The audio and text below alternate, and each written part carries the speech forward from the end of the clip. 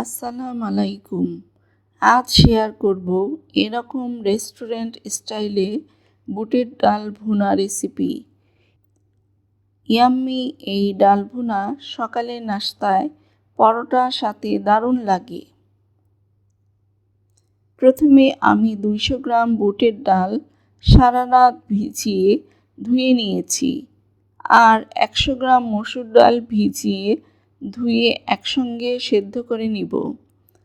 সেদ্ধ করার সময় হাফ চামচ হলুদ ও স্বাদ মতো লবণ দিয়ে সেদ্ধ করে নিয়েছি।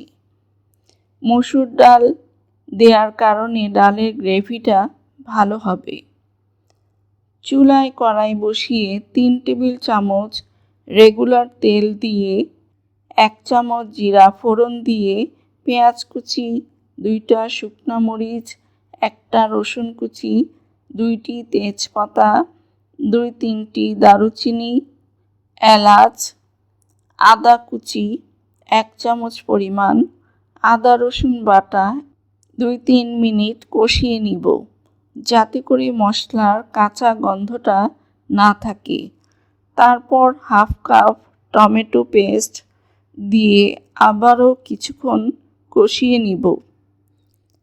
এবার হাফ চামচ ধনে গুঁড়া, হাফ চামচ মরিচ গুঁড়া, স্বাদ মতো লবণ দিয়ে কষিয়ে নিব। অল্প পানি দিয়ে মশলাগুলো কষাবো। এখন তেজপাতাগুলো তুলে নিব। মশলা কষানো হয়ে গেছে। এখন সেদ্ধ করা বুটের ডালগুলো দিয়ে নেড়ে দিব।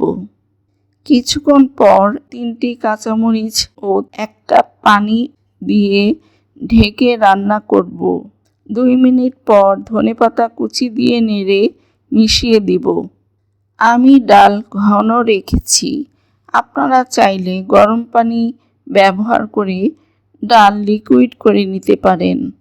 এখন ডাল বাগার দেওয়ার জন্য 1 চামচ ঘি, 2টি শুকনো মরিচ, 1 চামচ রসুন কুচি ভেজে নিব। রসুন ভাজা হলে 1 চামচ শুকনো মরিচ গুঁড়া দিয়ে সঙ্গে সঙ্গে নেড়ে ডালের উপর ঢেলে দেব। এবার ডালের সাথে মিশিয়ে নিব। একবার হলেও বাড়িতে ট্রাই করে দেখবেন। ভিডিওটি দেখার জন্য ধন্যবাদ।